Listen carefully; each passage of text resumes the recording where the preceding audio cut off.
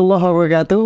Sahabat dakwah Muhammadiyah yang kami banggakan, alhamdulillah kembali lagi di Muhammadiyah Sumut Channel dalam program Podcast Infomo, di mana program ini dikelola oleh Majelis Pustaka dan Informasi Pimpinan Wilayah Muhammadiyah Sumatera Utara. Ingat, baju mungkin boleh berbeda, tapi hati dan tujuan kita harus sama untuk membangun Indonesia yang lebih baik lagi. Insya Allah kader Muhammadiyah siap untuk menghadapi itu semua. Hari ini kita kehadiran tamu yang sangat luar biasa, aktivis dakwah, aktivis pendidikan, aktivis sosial juga, bahkan kader Muhammadiyah yang sangat luar biasa. Kita sapa, ada Ustadz Rafdinal, Esos MAP. Assalamualaikum Ustadz. Waalaikumsalam warahmatullahi wabarakatuh. Gimana kabarnya Ustadz? Alhamdulillah baik, alhamdulillah baik. Gimana kegiatannya seminggu ini Ustadz? Terus jalan ya. Terus jalan. Bangun silaturahim, berkomunikasi dengan semua pihak, semua masyarakat, terutama tentu keluarga besar Muhammadiyah. Oke. Ya. Dan sahabat dakwah Muhammadiyah, perlu diinformasikan juga bahwa Ustadz Rafdinal ini merupakan calon DPD RI ya Ustadz ya? Calon anggota DPD. Anggota DPD ya? Ya, DPD RI untuk wilayah Sumatera Utara. Sumatera Utara ya. Oke. Tapi mungkin boleh kita bercerita sedikit Ustadz terkait dengan perjalanan Ustadz. Ya mungkin kita tahu Ustadz aktivis pendidikan, dakwah juga. Kenapa memilih jalur politik nih? Ya, saya kira semua kita bahkan Muhammadiyah menegaskan politik alat dakwah. Politik alat dakwah. Politik alat dakwah, bagian dari dakwah. Bahwa politik kekuasaan itu menjadi penting bagi umat Islam, bagi dakwah, bagi kemaslahatan, ya, bagi semualah. Sehingga kita berada pada proses politik atau kekuasaan politik dalam rangka memberikan kemanfaatan, kemaslahatan kepada umat, kepada masyarakat. Itu sebenarnya yang menjadi inspirasi, motivasi saya ikut dalam proses politik. Walau sebenarnya secara struktural lembaga kepartaian politik saya tidak ikut dalam lembaga partai politik gitu. Tapi karena dorongan pemahaman bahwa politik itu sesuatu yang mulia. Imam Al-Ghazali menyebutkan politik profesi paling mulia. Profesi paling. Ya, jadi bukan profesi yang kotor. Maka kita ingin membangun politik yang maslahat, yang bermanfaat. Nah, lewat lembaga-lembaga politik itu saya kira yang mendorong saya ikut dalam proses politik, walau sesungguhnya saya bukan orang yang terlibat dalam kepengurusan partai politik. Partai politik, berarti gitu. Independen ya Ustaz? Ya, itu. Ya. Perjuangannya pasti luar biasa sekali. Oke.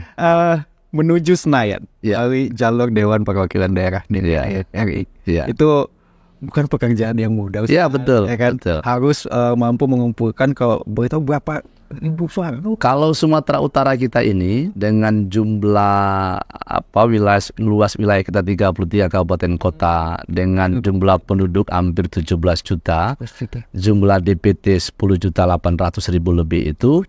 Untuk satu kursi anggota DPD, dia harus bisa mendapatkan suara di atas 500.000 suara. Di atas 500.000 suara, Ustaz? Iya. Ini bisa dibilang nekat atau gimana? Saya kira bukan nekat. Kalau kita menghitung ya kalkulasi dari berbagai situasi dan kelembagaan komunitas dan banyak hal, saya kira bisa.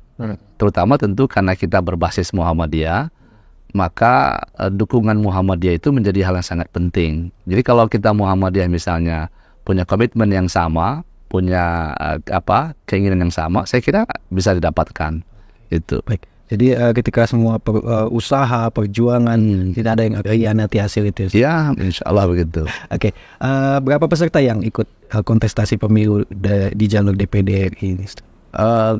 Untuk tahun ini, periode ini, pemilu 2024 ini, KPU Sumatera Utara telah menetapkan calon anggota DPD itu sebanyak 21 orang. Nah, jadi misalnya penetapannya di KPU pusat, karena kan tingkat DPR, tingkat pusat ya. Cuma lewat mekanisme KPU Sumatera Utara sebagai perpanjangan tangan. Nah, tanggal 4 November yang lalu, setelah DCT, bahwa 21 calon anggota DPD Sumatera Utara ditetapkan sebagai calon yang sah. Oke, 21 orang ya. 21 orang. Iya. Yang akan mendapatkan kursi kalau nggak salah cuman Ya.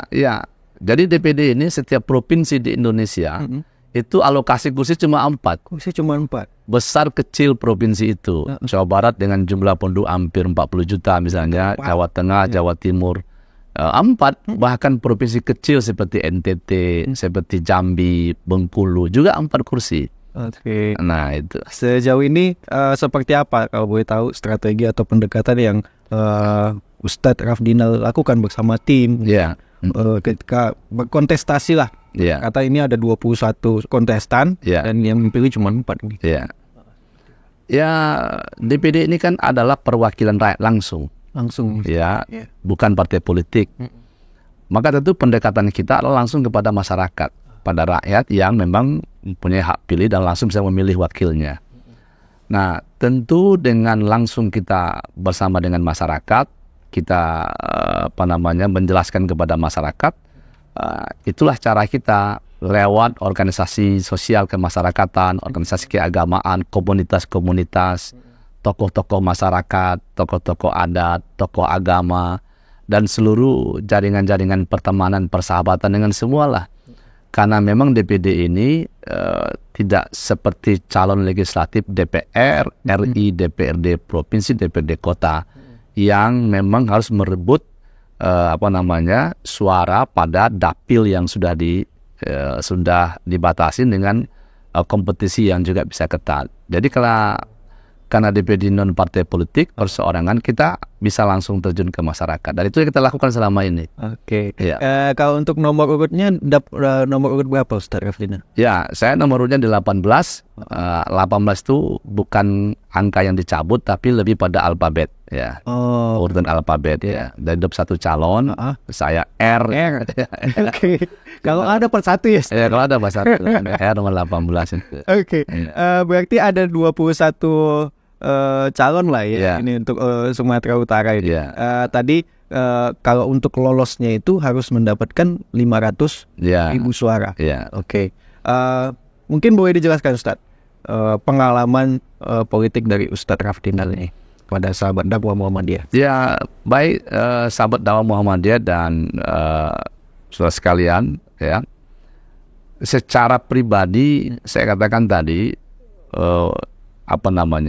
keinginan politik saya itu lebih didorong karena pemahaman bahwa dakwah kebaikan kemaslahatan itu akan lebih baik ketika lewat politik kekuasaan. Al-amru bil ma'ruf an-nahyu 'anil munkar. Nah, kebetulan secara studi S1, S2 saya memang mengarah kepada orientasi kebijakan politik ya, baik di S1 FISIP maupun S2 Magister Administrasi Publik. Nah, sebagai orang yang bergerak di dunia dakwah, organisasi keagamaan, organisasi pendidikan, dan organisasi sosial, ini bagian dari dakwah. Nah, bagaimana kita bisa membangun umat, ya, menguatkan dakwah, mensejahterakan rakyat, itu lewat politik kekuasaan. Nah, karena itulah saya terjun di dunia politik. Saya katakan tadi, walau tidak menjadi pengurus partai politik, bahwa memang saya pernah ada di partai politik, iya di awal-awal. Tapi karena kita di Muhammadiyah tidak boleh merangkap menjadi pengurus, maka saya memfokuskan pada ormas kita di Muhammadiyah menjadi pengurus. Tetapi keinginan politik itu tetap ada. Maka dalam setiap proses pemilu saya ikut, ya, walau mungkin dalam kapasitas atau tingkatan yang berbeda-beda, ya. Tapi memang proses itu saya jalanin. Misalnya 2004 saya ikut pencalonan lewat Partai Bulan Bintang, ya. Kemudian 2009 juga misalnya lewat Partai Bulan Bintang. 2014 saya kembali DPD, 2019 saya Partai Amanat, dan sekarang saya kembali DPD. Ya, memang mungkin belum ditakdirkan oleh Allah saya menjadi anggota legislatif, ya. Tapi tetap saja saya memberi pemahaman bahwa dakwah akan lebih baik, akan lebih kuat. Bagaimana kita bermanfaat buat masyarakat akan lebih banyak ketika kita berada pada politik kekuasaan. Nah, secara teoritis, secara teori saya belajar di situ, saya mengajar di situ. Tentu secara praktik bagaimana kita bisa mempraktekkan. Ya, nah, jadi saya ingin politik itu politik yang memang yang memang memberikan kemaslahatan dalam konteks kita ini politik yang bermartabat, bermoral, politik yang betul-betul mengedepankan etika, bukan politik menghalalkan segala cara atau Machiavelli. Itulah yang menjadi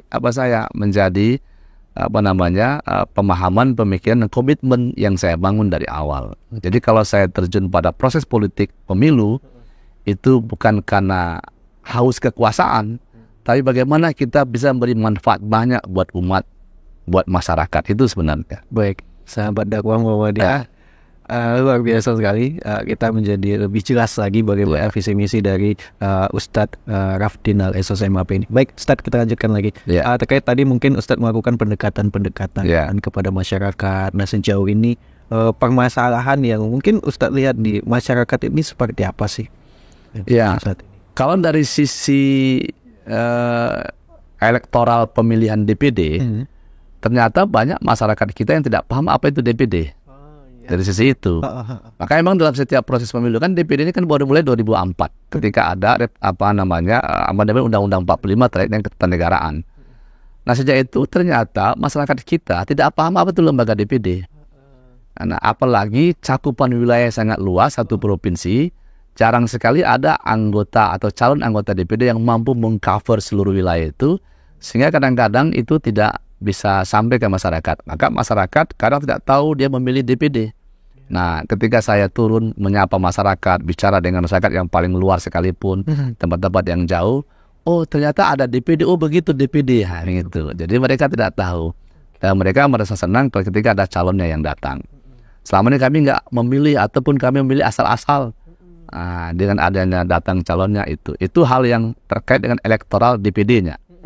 Saya kira dari sisi ini nanti mungkin akan perlu ada regulasi baru bagaimana DPD bisa dipahami oleh masyarakat lebih mudah. Mungkin bukan ada regulasi di situ. Saya berharap ada regulasinya ya.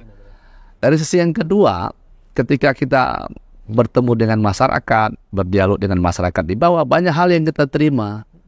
Soal keadaan, soal pembangunan, soal kesejahteraan, ya, soal banyak hal lah, permasalahan-permasalahan yang terjadi di tengah masyarakat. Nah, kadang-kadang kita datang seolah-olah kita sudah dianggap mampu menyelesaikan banyak masalah, ya. Padahal kan tidak bisa, ya.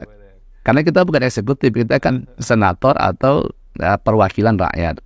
Tetapi memang keberadaan kita akan bisa memberi banyak informasi kepada pejabat daerah atau kepala daerah atau pemerintah untuk membuat sebuah kebijakan.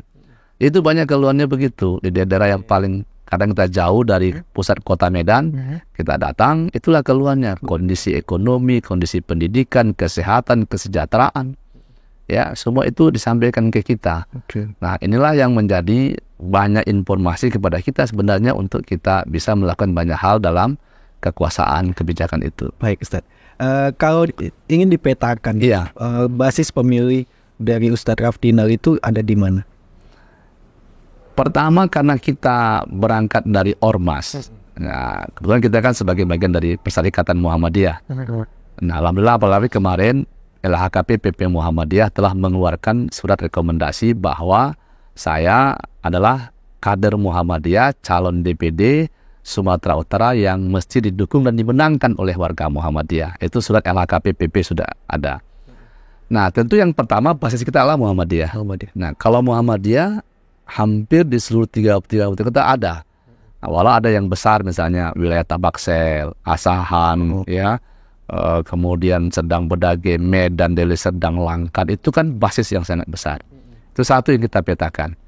Jadi saya itu membagi 33 kabupaten kota ini dengan 3 strata atau 3 level.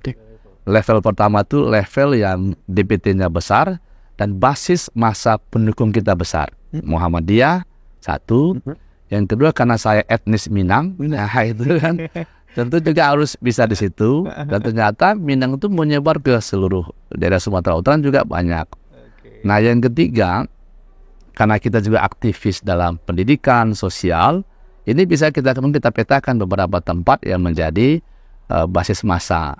Nah, tentu juga basis-basis lain karena kita aktif di dunia dakwah dan hal-hal lain yang bisa kita jadikan peta. Jadi insya Allah kita bisa memetakan itu yang berpotensi mendapatkan suara pada daerah-daerah yang sudah kita petakan itu. Oke, Ustadz lahirnya kan di Batu Sangkar. Batu Sangkar, Minang. Iya kan. Kalau tadi sempat bercerita ada datuknya juga. Ini mungkin boleh diceritakan, Ustadz. Ya, saya salah satu nenek mama. Kalau di orang Minang itu kan nenek mama namanya. Nenek mama itu tidak hanya sebutan datuk, tapi ada sebutannya malin, ada sebutannya apa namanya lagi hulu balang, dubalang. Istilah nenek mama begitu ya. Kebetulan saya menjadi bagian dari nenek mama. Masyarakat Minang sebut dengan Mahkamah Adat Alam Minangkabau. Ya, jadi saya salah seorang pengurusnya menjadi nenek mama yang diberi gelar sako, namanya gelar tinggi namanya, gelar sako Malin Paduku Sabatang. Itu gelarnya itu. Gelar sako namanya. Oke. Tapi sejauh ini dukungan dari keluarga Ustadz mencalonkan ini gimana ini dukungan keluarga? Ya, insya Allah dukungan keluarga tetap ada, support. Walau awal-awalnya ya, terutama istri dan anak-anak ya, istilahnya mengkhawatirkan atau cenderung tidak setuju. Kenapa? Ini pertarungannya berat dan sudah ada berapa kali ikut dalam kontestasi, tapi kan belum berhasil juga. Nah, itu yang beberapa hal yang diingatkan. Tapi insya Allah setelah kita beri pemahaman, insya Allah bisa mengerti. Insya Allah bisa mengerti. Ya. Oke, masih banyak lagi yang mungkin ingin kita perbincangkan Ustadz, tapi kita kayaknya break dulu ya Ustadz ya, biar santai lagi. Jadi buat sahabat dakwah Muhammadiyah, ini baru sedikit ya visi misi yang bisa kita lihat dari salah satu calon anggota DPD RI untuk wilayah Sumatera Utara nomor urut 18 yaitu ada Ustadz Rafdinal Esos MAP. Jangan kemana-mana dulu dan pastikan buat sahabat dakwah Muhammadiyah untuk subscribe, like, komen, dan share serta notifikasi loncengnya jangan lupa untuk dipencet supaya ketika video-video terbaru terupdate itu bisa langsung muncul di notifikasi handphonenya kamu. Ingat, ini udah tahun politik, 5 tahun sekali kita menggunakan hak suara kita. Seperti beberapa waktu yang lalu, Bes pernah juga menyampaikan ketika perang dan politik itu hampir sama menariknya dan sama berbahayanya. Cuman kalau di politik itu bisa terbunuh berkali-kali. Kader Muhammadiyah salah satu buktinya. Ya, jangan kemana.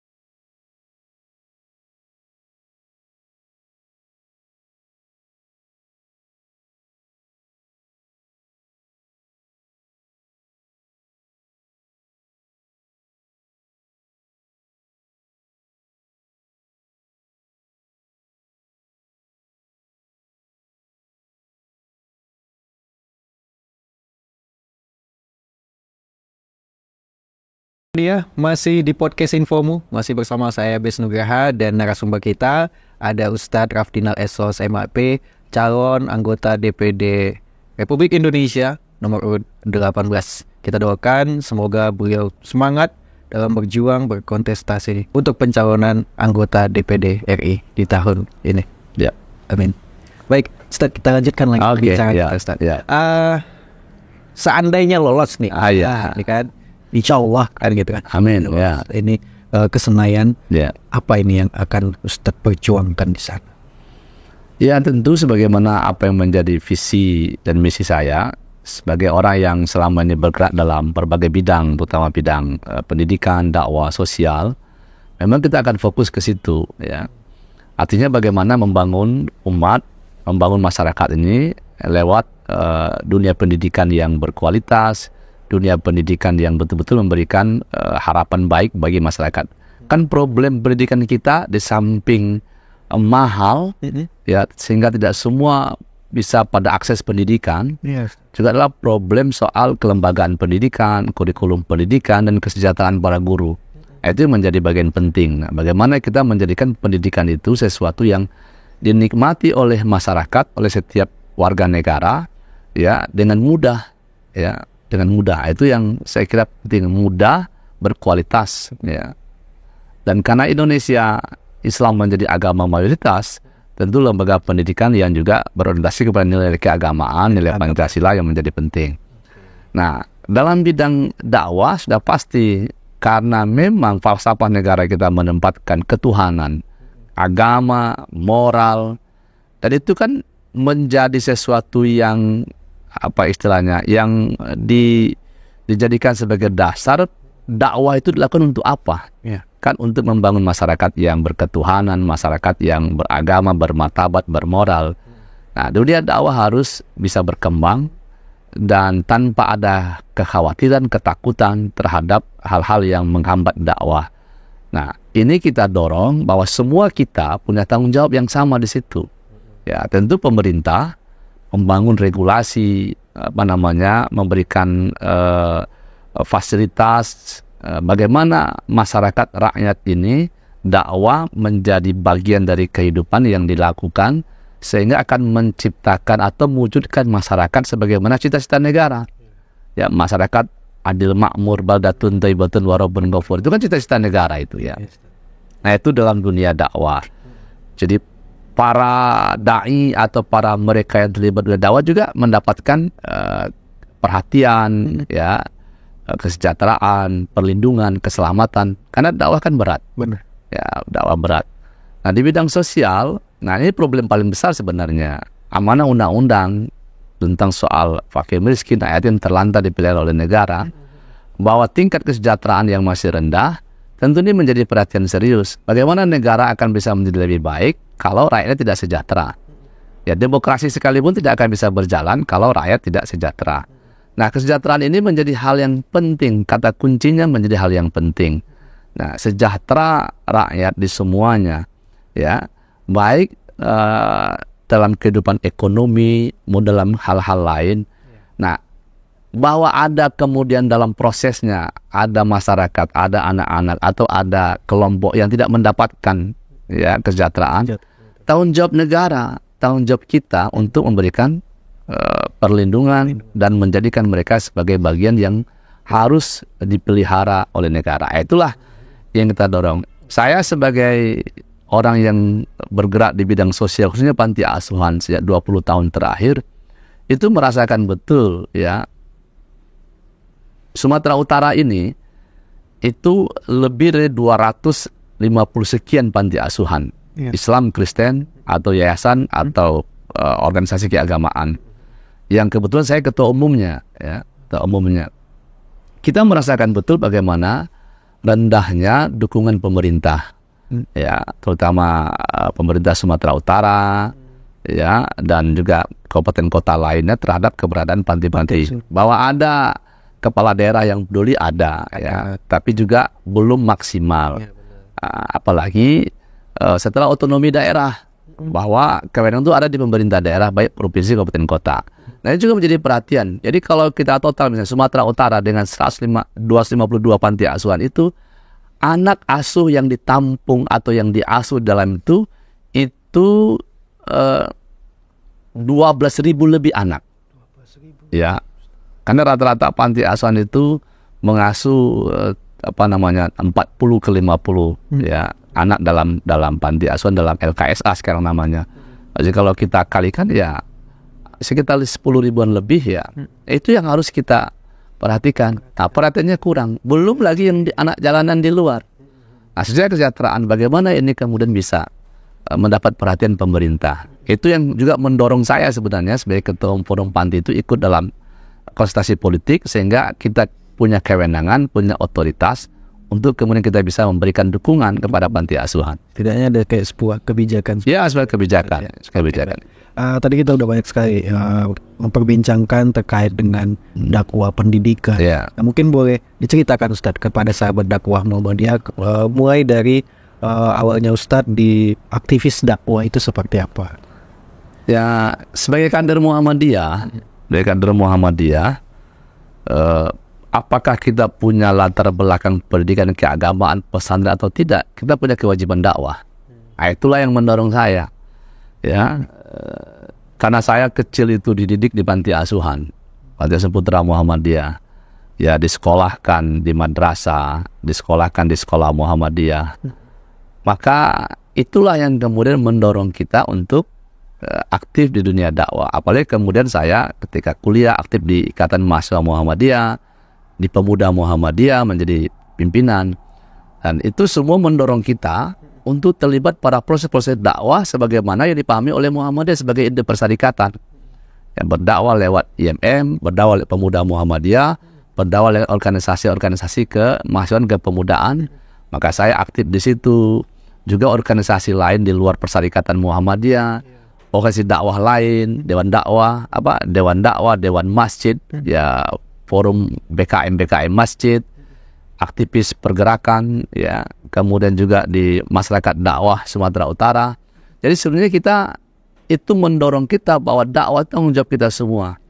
Ya, itulah yang sebenarnya yang membangun. Dan kemudian karena kita aktif di Muhammadiyah, ya, karena di Muhammadiyah semua kita punya kewajiban dakwah tadi. Pimpinan persyarikatan itu, ya, dia harus bisa berdakwah dalam banyak lapangan. Nah, itu juga saya lakukan. Jadi apalagi ketika saya diberi amanah di pimpinan Muhammadiyah Medan, yang saat ini sudah berada pada periode keempat saya di pimpinan daerah. Ya, jadi mungkin dikatakan mungkin di Medan saya orang yang paling lama di pimpinan daerah Muhammadiyah. Masih diberi amanah sampai 4 periode sampai sekarang ini. Itu artinya kan Muhammadiyah pun mempercayai. Ya, insya Allah Ustaz gitu kan. Ya. Alhamdulillah. Aktivis dakwah, aktivis pendidikan, mengajar juga. Ya, kan? ya. Mungkin boleh cerita-cerita. Ya, karena tadi bagaimana kita bisa bermanfaat buat orang banyak. Kan itu. Makanya saya punya moto itu kan bermanfaat buat orang lain. Karena Nabi kan mengatakan khairun nas anfa'uhum linnas. Siapa yang paling baik di antara yang paling bermanfaat? Manfaat itu kan tidak hanya karena kita punya uang, punya harta, tapi kita punya ilmu, punya tenaga, punya pikiran. Itu yang kita manfaatkan. Karena itulah tadi saya di dunia dakwah, dunia sosial, dunia pendidikan bermanfaat.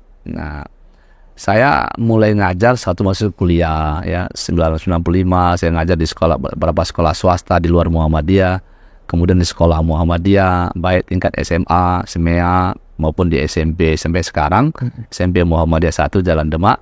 Dan kemudian juga ketika tamat kuliah di UMSU, di FISIP, saya langsung mengajar di FISIP sebagai dosen tidak tetap sampai sekarang begitu kan. Jadi dorongan mengajar itu adalah dorongan bagaimana kita beri manfaat buat orang lain. Nah, itu sebenarnya dorongannya. Ya kita maklum yang namanya guru swasta, apalagi kita bukan PNS kan. Salary yang kita terima kan tidak sebesar yang orang PNS, tapi karena kita ingin melakukan sesuatu kebaikan, amal bermanfaat, itu kita lakukan. Itu.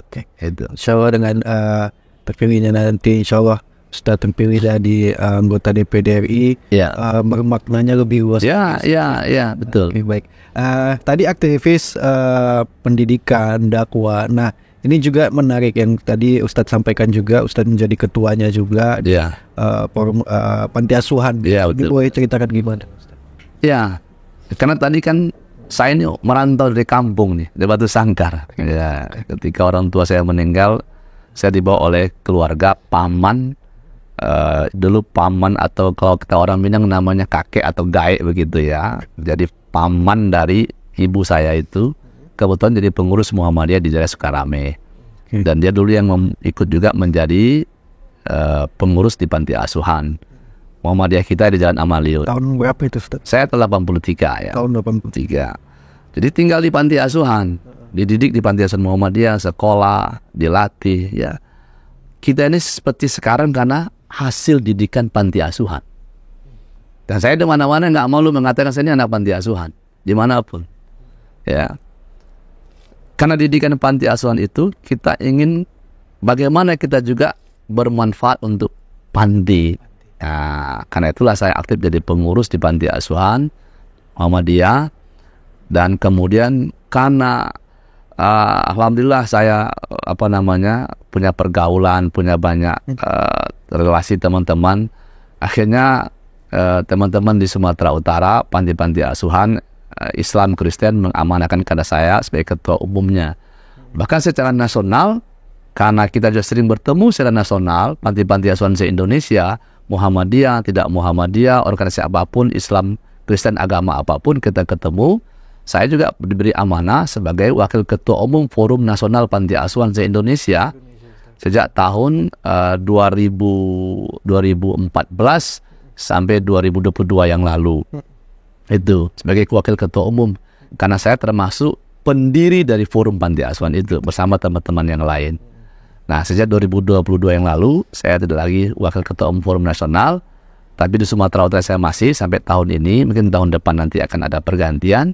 Tapi saya diberi amanah baru juga dalam musyawarah Rakernas MPKS PP Muhammadiyah 2 bulan lalu di Yogyakarta. Rakernas itu merekomendasi juga pendirian lembaga LKSA Muhammadiyah Aisyah se-Indonesia, Muhammadiyah Student Center. Nah, saya termasuk formatur dan dalam rapat-rapat kita kemarin, saya diberi amanah ketua umumnya lagi. Ketua umum? Iya, secara nasional se-Indonesia. Padahal saya tinggal di Medan. Nah, itulah. Nah, Muhammadiyah Aisyah itu punya LKSA itu hampir 500 panti asuhan LKSA di Indonesia. Saya ketua umumnya yang sedang dalam proses persiapan. Nah, secara khusus saya langsung menangani panti asuhan. Setelah 10 tahun saya di panti asuhan Putra Muhammadiyah, anak-anak SD sampai kuliah. Jadi biaya kuliah, makan, kebutuhannya kita layanin, kita asuh. Nah, secara khusus sejak 2017 saya mengelola khusus panti asuhan bayi-bayi terlantar. Bayi-bayi terlantar itu juga amanah MPKS PP Muhammadiyah awalnya, jadi piloting project. Tapi sekarang itu kemudian dilimpahkan ke wilayah Sumatera Utara. Jadi ada kekhususan. Itulah yang saya lakukan sampai sekarang itu. Luar biasa sekali. Oke. Sebagai kader persyarikatan, Wakil Ketua PDM Kota Medan juga, Ustadz, bagaimana melihat perhatian Muhammadiyah terkait pengelolaan kesejahteraan sosial khususnya untuk pengelolaan panti asuhan? Ya, kalau dibandingkan dengan yang di luar Muhammadiyah, justru manajemen panti-panti asuhan atau LKSA di bawah naungan Muhammadiyah Aisyah itu jauh lebih baik daripada manajemen yang dikelola oleh yayasan perseorangan. Jadi Muhammadiyah diakui oleh Kementerian Sosial, memiliki manajemen yang baik, sistem yang baik. Nah, pimpinan persyarikatan di masing-masing tingkat sesungguhnya punya perhatian yang sangat besar. Itu bisa kita lihat bahwa pimpinan persyarikatan itu punya majelis yang khusus menanganin. Dulu awalnya Majelis Pelayanan Sosial, dulu namanya PKU, berubah ke MPS, sekarang namanya MPKS, Majelis Pembina Kesejahteraan Sosial. Jadi dengan adanya majelis ini, secara langsung Muhammadiyah akan melakukan pembinaan. Benar. Nah, dan di Medan, di Sumut, saya walaupun tidak menjadi pengurus majelis, tapi selalu dimintakan untuk banyak hal terkait dengan pembinaan lembaga sosial panti asuhan kita. Jadi secara manajemen, secara keorganisasian, Muhammadiyah kita sudah melakukan manajemen yang baik.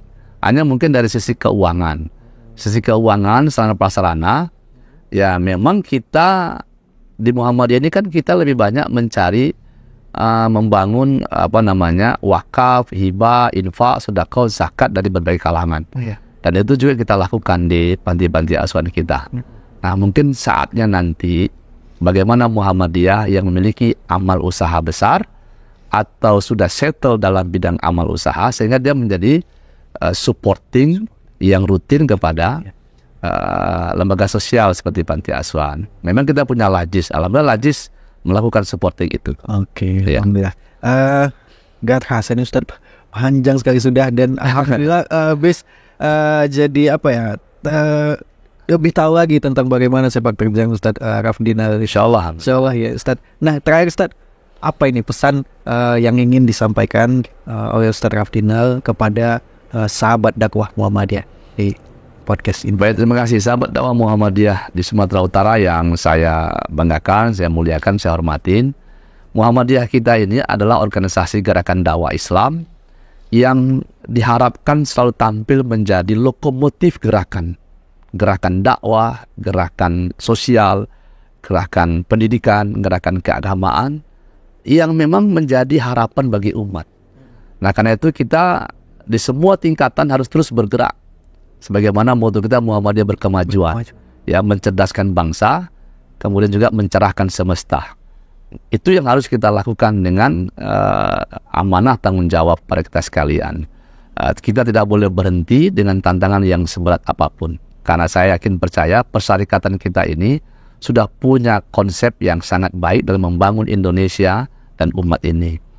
Nah, yang kedua, tentu dalam proses politik, ya, karena kita akan masuk tahun politik, sebagai kader Muhammadiyah, tentu saya mengharapkan dukungan yang maksimal kepada seluruh keluarga besar Muhammadiyah, Aisyah, organisasi otonom, amal usaha, dan semua kita.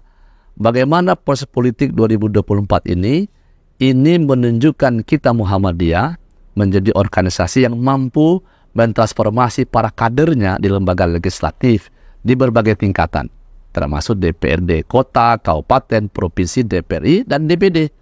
Nah, kebetulan untuk DPD Sumatera Utara tahun ini saya menjadi satu-satunya kader dan tokoh Muhammadiyah Sumatera Utara yang ikut menjadi calon yang telah mendapatkan dukungan rekomendasi oleh Lembaga Hikmah Kebijakan Publik PP Muhammadiyah untuk kita menangkan. Nah, ini saya kira kerja kita semua. Ini kerja kita semua, dan saya berharap kerja-kerja ini bisa kita akan maksimalkan sehingga proses politik ini akan betul memberikan martabat yang baik bagi persyarikatan. Jadi ada ujian untuk DPD ini, ada ujian yang khusus. Artinya begini, kecenderungan dalam 4 periode DPD sejak 2004, 2009, 2014, 2019 kan 4 kali DPD itu selalu representasi ormas. Ya, representasi ormas para anggota DPD terpilih. Nah, Muhammadiyah sebagai ormas besar di Sumatera Utara dengan amal usaha yang sangat besar, kita belum pernah mendudukkan kader dan tokoh kita di DPD sebagai representasi. Nah, saya kira 2024 akan terbuka untuk itu. Nah, mari kita bisa memadukan, mensolidkan seluruh keluarga besar Muhammadiyah. Insya Allah, tentu kalau amanah itu diberi ke saya, tentulah kita akan lebih banyak bisa berbuat untuk kepentingan dakwah persyarikatan dan umat yang memang Muhammadiyah itu ada untuk umat.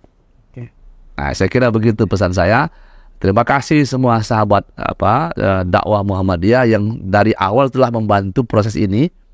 Nah, DPD ini kan panjang nih prosesnya nih. Mendaftar mulai 14 Desember sampai 29 Desember. Itu baru mendaftarkan dukungan. Belum sah menjadi calon. Dukungan. Verifikasi. Panjang sekali. Sampailah bulan Mei 15, barulah dukungan kita itu sah diterima. Dukungannya diterima, baru kita daftar lagi sebagai calon. Nah, saya mendaftar.